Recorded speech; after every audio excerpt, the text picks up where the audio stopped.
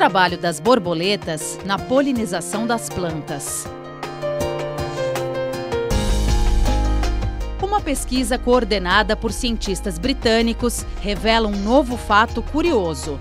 O campo de energia eletrostática criado no ar pelo bater de asas de borboletas e mariposas é tão forte que faz com que elas atraiam os grãos de pólen sem a necessidade de tocar nas flores.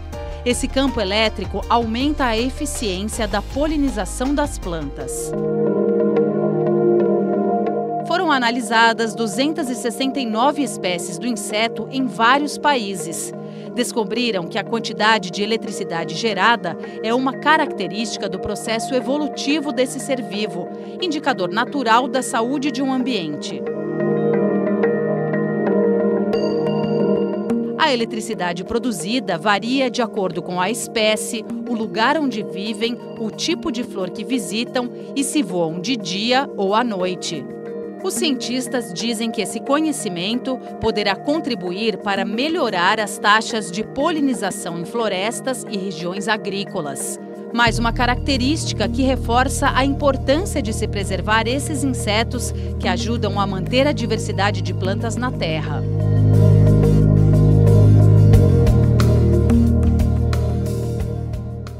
Está no ar o Repórter Eco, com informações que contribuem na busca de um futuro melhor para todos. Os temas principais: a importância dos manguezais, o bioma exclusivo do Brasil e os registros fascinantes de um fotógrafo de natureza.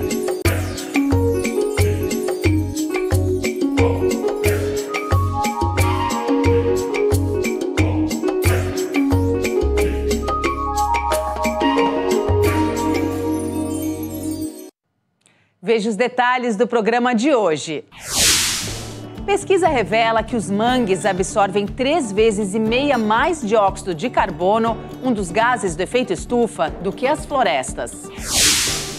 A Associação Caatinga mantém a importante reserva Serra das Almas e incentiva a criação de novas reservas particulares para conservar a rica biodiversidade.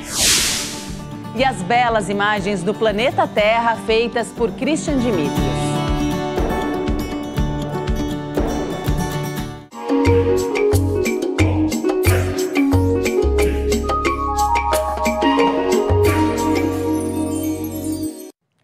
Os manguezais são considerados berçários da vida marinha. Contribuem para gerar trabalho e sustento para as populações que vivem em áreas costeiras.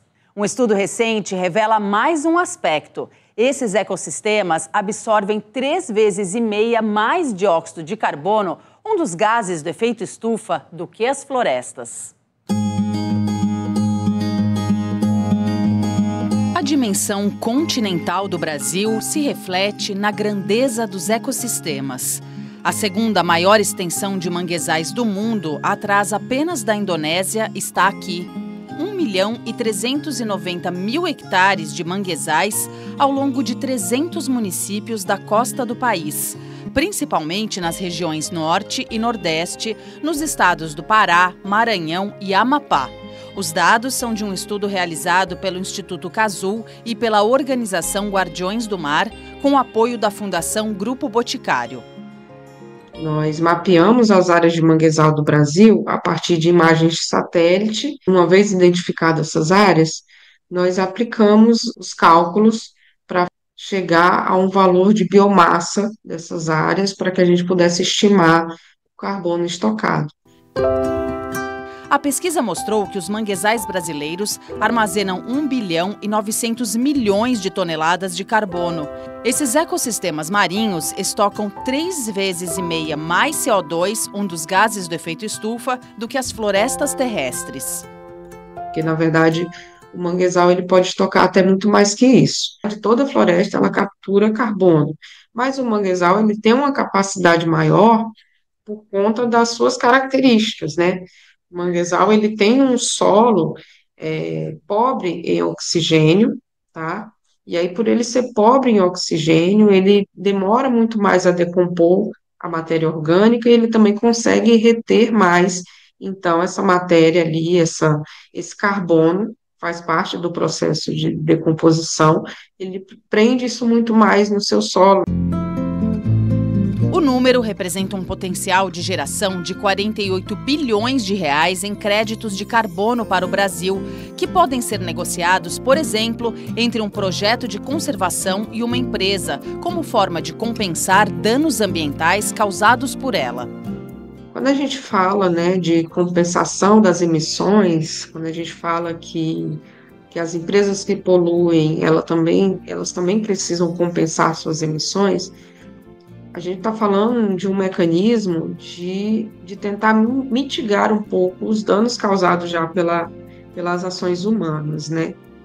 Mas quando a gente está falando também de geração de crédito de carbono, de todo esse montante de dinheiro, a gente está falando que manter áreas conservadas de manguezal ou restaurar áreas de manguezal tem uma importância econômica que pode contrapor outras alternativas para aquelas áreas.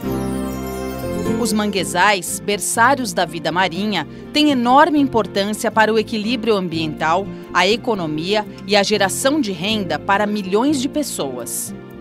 Seja pela biodiversidade, então ele fornece abrigo e alimento para uma grande maioria, uma imensa variedade de espécies, né, e sendo por isso conhecidos como a gente chama de berçários marinhos. Eles também são muito importantes, ajudam a gente na proteção costeira, então funcionam aí como escudos naturais, protegendo a costa, né, das ações das tempestades e também da erosão. Então, um dado que a gente tem super interessante é que é uma faixa de 100 metros de manguezal, ele consegue dissipar até 60% da força das ondas. São campeões aí na absorção de carbono e também eles ajudam, né, as comunidades tradicionais no sustento das suas atividades de pesca, no extrativismo, fornecem insumos para a produção de artesanato. No Brasil, estima-se que 25% da área de mangues já foram perdidos. Em todo o mundo, as principais ameaças são as ações humanas.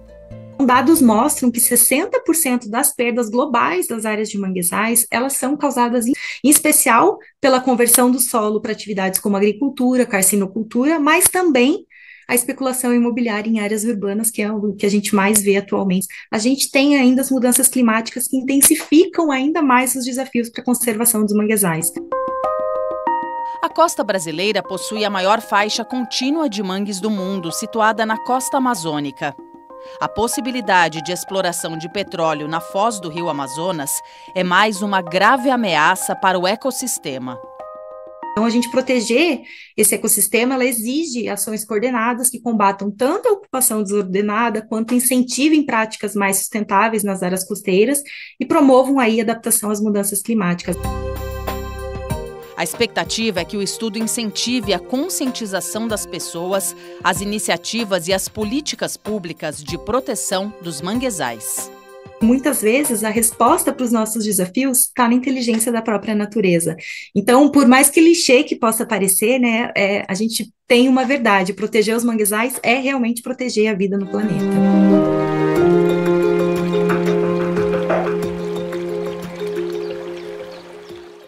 Você acompanha agora as notícias principais da área socioambiental.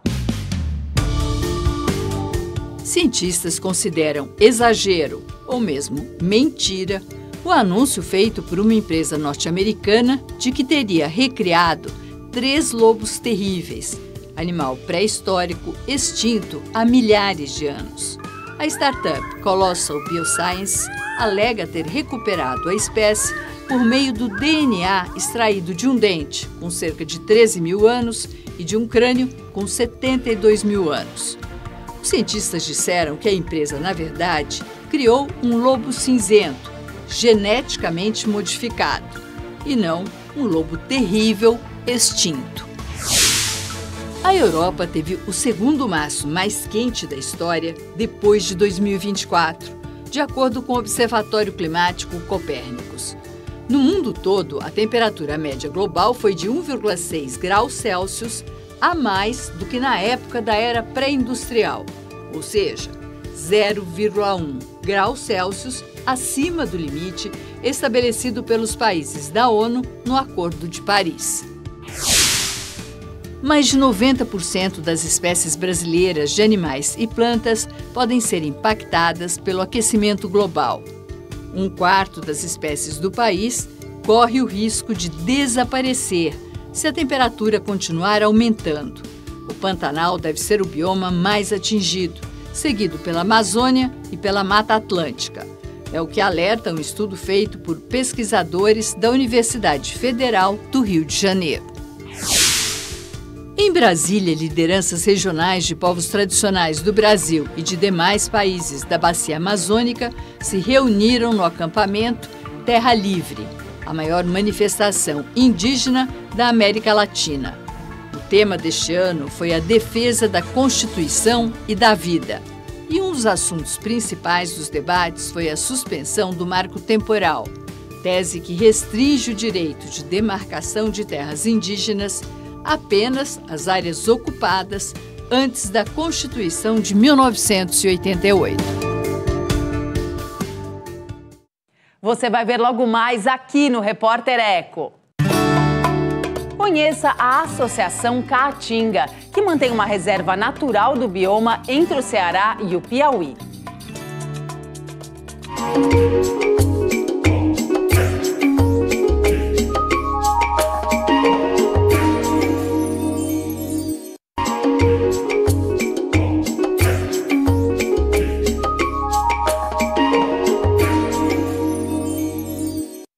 A Caatinga é um dos 6 biomas brasileiros, o único só encontrado no nosso país, mas é também um dos mais degradados. A Associação Caatinga mantém a importante reserva Serra das Almas, entre o Ceará e o Piauí, e incentiva a criação de novas reservas particulares para conservar a rica diversidade de plantas e animais.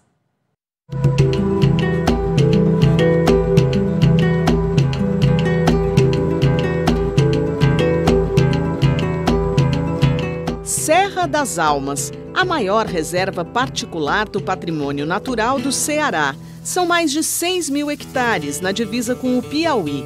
É mantida pela Associação Caatinga e foi reconhecida pelo IBAMA no ano 2000. Ela ajuda a proteger o bioma exclusivamente brasileiro que abriga uma rica biodiversidade. Câmeras escondidas registram a presença de várias espécies da fauna. A alma de gato, entre tantas aves de colorido exuberante, mamíferos como a onça parda, a jaguatirica, o veado catingueiro, o tatu-bola, o menor do Brasil, símbolo da Caatinga, ameaçado de extinção, e o guariba da Caatinga, primata criticamente ameaçado de extinção. Qual é a importância das RPPNs, as reservas particulares do patrimônio natural, proprietários que têm terras na Caatinga e usam esse espaço para conservação, pelo menos em parte delas? É uma categoria de unidade de conservação prevista dentro do Sistema Nacional de Unidades de Conservação, que é a única categoria que é privada. Então, ela parte, né, de um ato voluntário de um proprietário de terra que torna parte da sua propriedade ou toda ela uma unidade de conservação, uma área legalmente protegida. No bioma Caatinga já são 100 unidades de conservação desse tipo, dessa categoria, que protege mais de 80.000 hectares. Quais são as principais ameaças à conservação da Caatinga hoje? São assim, as históricas também, né, que é o uso do fogo, que é muito comum, é uma técnica, né, entre aspas, muito difundida entre os agricultores. E o desmatamento também, sem ser por conta do fogo, são as principais ameaças, além da caça, né, que envolve aí um pouco da nossa perda de biodiversidade, tanto pela caça como pela perda de habitat, né, por conta do desmatamento e os incêndios florestais. A Associação Caatinga dialoga com os governos para incentivar a criação de unidades de conservação, como parques, e com proprietários de terras para incentivar a criação de novas reservas particulares.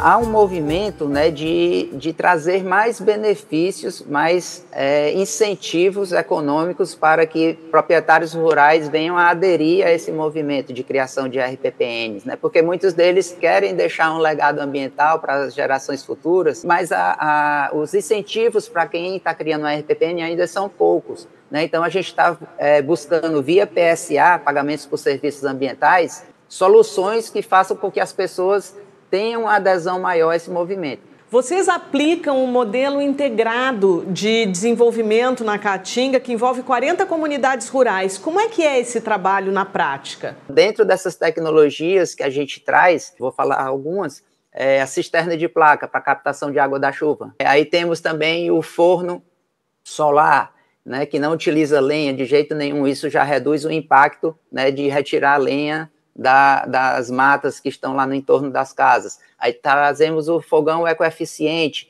que utiliza bem menos lenha, até cerca de 50% a menos de lenha do que os fogões a lenha convencional. A meliponicultura, né, que é um braço forte da Associação Caatinga, que é trazer as pessoas, mostrar para elas a importância de manter uma floresta em pé, né, porque é o pasto apícola daquelas abelhas. Então, se ele mantém a floresta em pé, ele consegue fazer com que a abelha produza mais mel, e esse mel é um mel de excelente qualidade. Eles produzem composto orgânico para melhorar suas hortas, melhorar sua produção. O excedente eles comercializam entre si, tanto da produção agrícola como dos compostos que eles produzem. Então, isso vai gerando renda dentro da comunidade, dando opções de uma convivência mais harmônica e, ao mesmo tempo, gerando renda.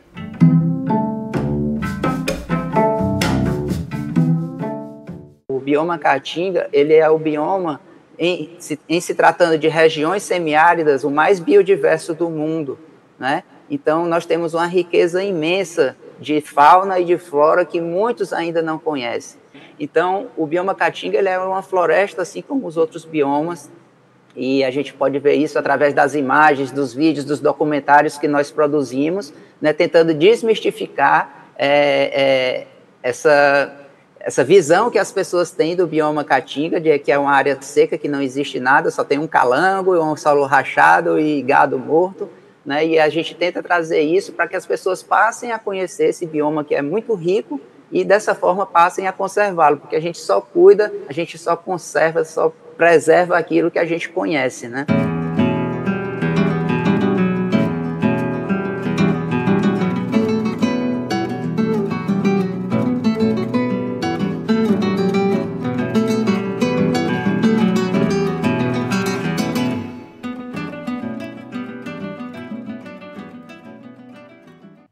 Você vai ver a seguir aqui no Repórter Eco. Conheça as belas imagens de natureza feitas pelo documentarista premiado Christian Dimitrios.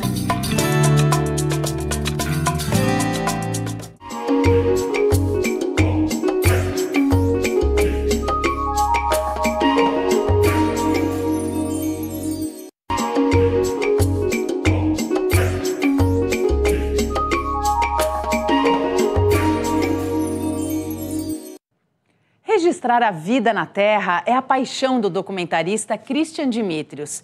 Especialista em imagens subaquáticas, Christian viaja pelo mundo para conhecer e divulgar belas paisagens e animais fascinantes.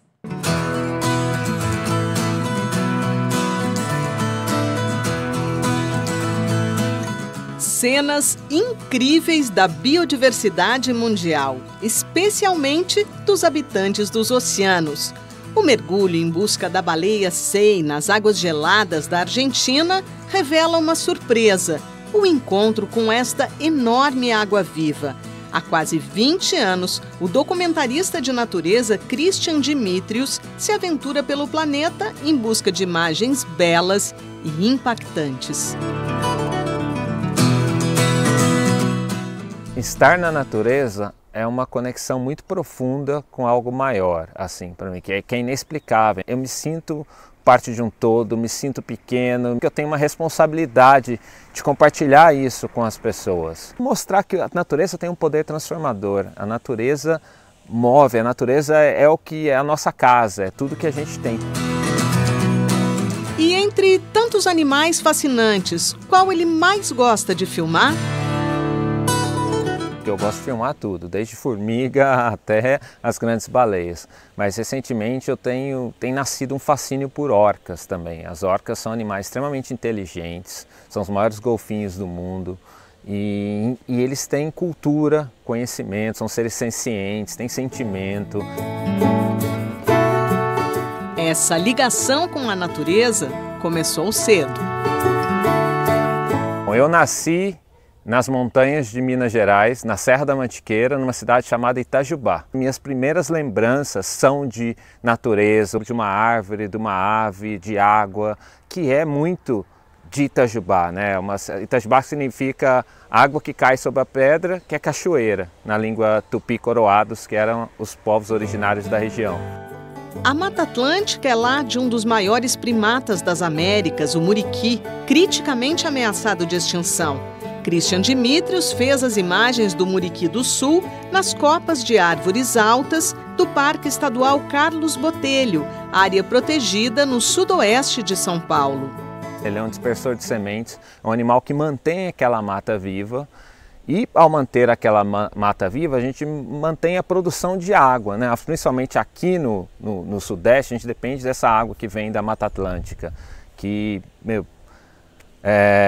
fornece água para o agro do Oeste Paulista, para as pessoas, está tudo conectado e muitas vezes vem de uma floresta onde tem um muriqui ali plantando árvore e cuidando daquilo. E os muriquis, eles estão ameaçados porque a casa deles está ameaçada. Christian se formou em biologia em Florianópolis, mas não exerceu a profissão. Como guia de mergulho, ele registrava as imersões de visitantes em vídeos. Nasceu assim o documentarista.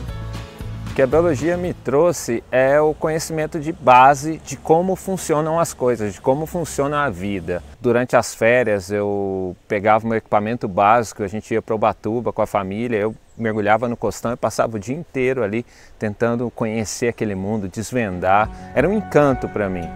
A vida em todos os biomas brasileiros vem sendo documentada por Christian Dimitrios. No Pantanal, imagens da imensa sucuri e dos jacarés lembram que mesmo animais capazes de provocar repulsa merecem ser conservados.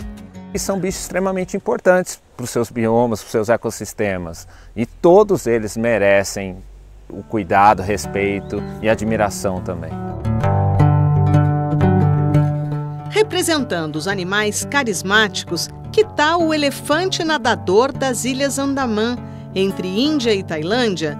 Mas a linda imagem de Rajan, infelizmente, esconde uma história de outros tempos, que hoje seria classificada como de exploração animal.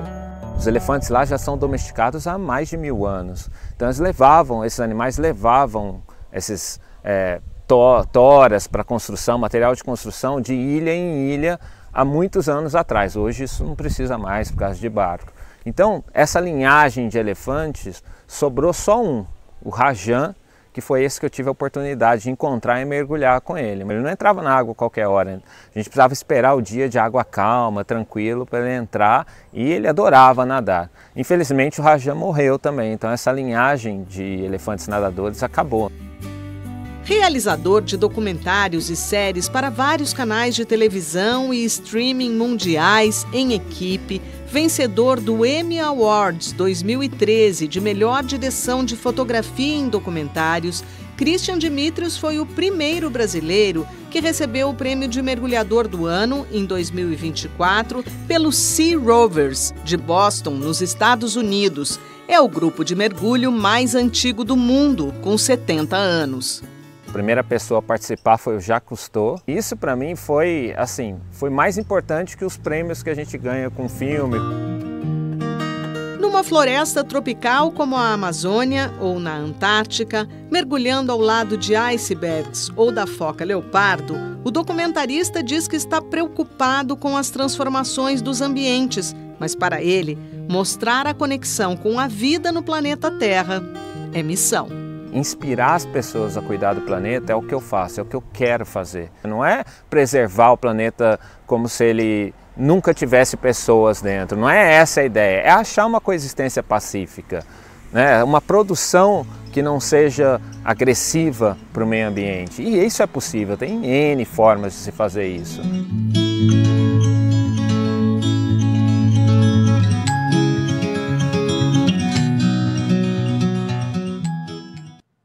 Termina aqui o Repórter Eco de hoje. A gente se encontra no próximo programa com mais projetos, ações e pesquisas por um mundo melhor para todas as formas de vida. Até lá!